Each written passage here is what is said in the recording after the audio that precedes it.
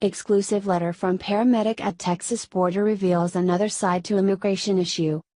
The previously silent left suddenly became outraged at the faux media-created humanitarian crisis at the border after President Donald Trump's zero-tolerance policy of enforcing existing immigration law resulted in approximately 2,000 minors being separated from their parents.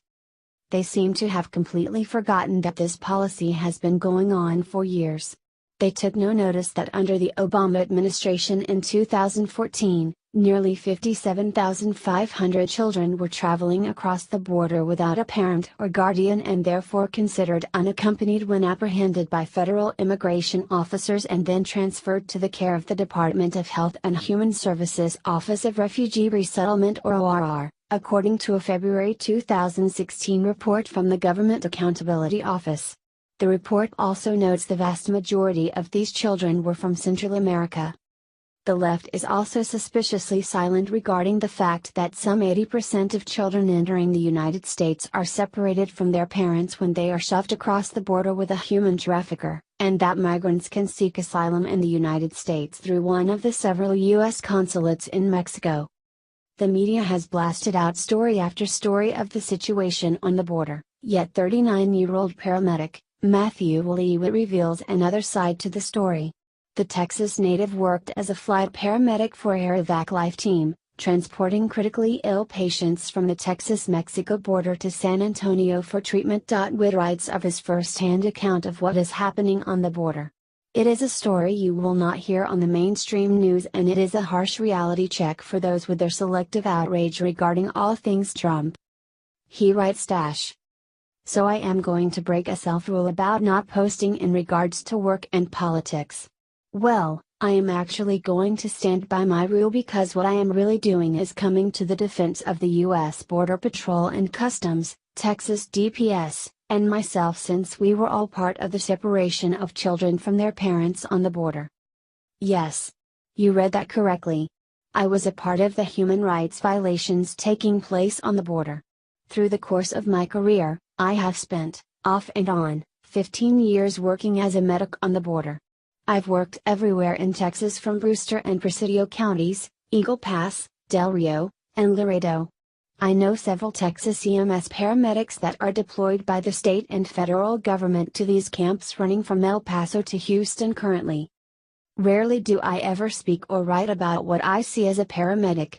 Most of the time I never say anything to my wife Natalie or my family, and I never comment, post, or talk about the GC stuff I have seen in my career to people other than my colleagues. That is going to change with this post, so if you think you might have a problem with GC details, please stop reading.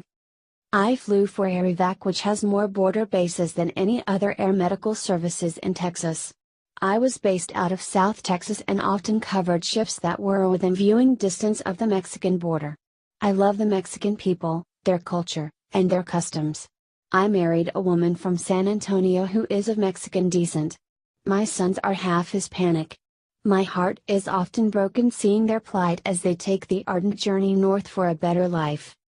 But there is another side to some of the immigrants that most people don't witness. Most of the children that started coming across the border 3 or 4 years ago were alone or with smugglers that worked double duty with the cartels. The adults that were with them often lied and said they were the parents, which was not true.